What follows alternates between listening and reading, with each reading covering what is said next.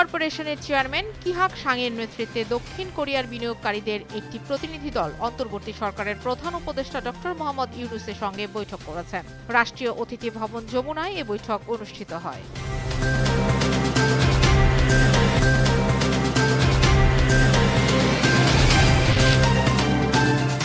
আগামী ২৯ এপ্রিল থেকে হজ ফ্লাইট শুরু হচ্ছে বলে জানিয়েছেন ধর্ম উপদেষ্টা ডক্টর আ.ফ.ম. খালিদ হোসেন। অল্প কিছু সময়ের মধ্যেই ভিসা প্রক্রিয়াকরণ সম্পন্ন হবে বলে সচিবালয়ে এক সংবাদ সম্মেলনে তিনি এ তথ্য জানান।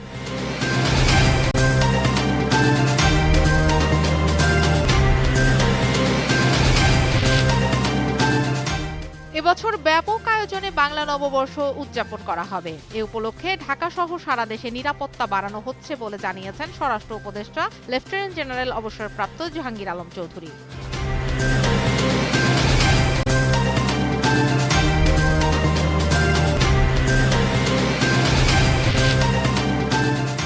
জুলাই গণ অভ্যুত্থানে সংগঠিত মানবতাবিরোধী অপরাধের মামলায় সাবেক সংসদ সদস্য এ.বি.এম. ফজলে করিম চৌধুরীকে একদিন জিজ্ঞাসাবাদ করতে ও মিছিলে গুলি করা যুবলীগ কর্মী মোহাম্মদ ফিরোজকে কারাগারে পাঠানোর নির্দেশ দিয়েছেন আন্তর্জাতিক অপরাধ ট্রাইব্যুনাল।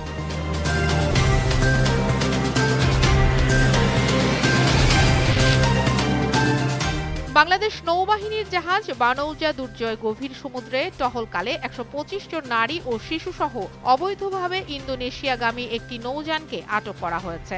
এক সংবাদ বিজ্ঞপ্তিতে এ তথ্য জানিয়েছে আইএসপিআর।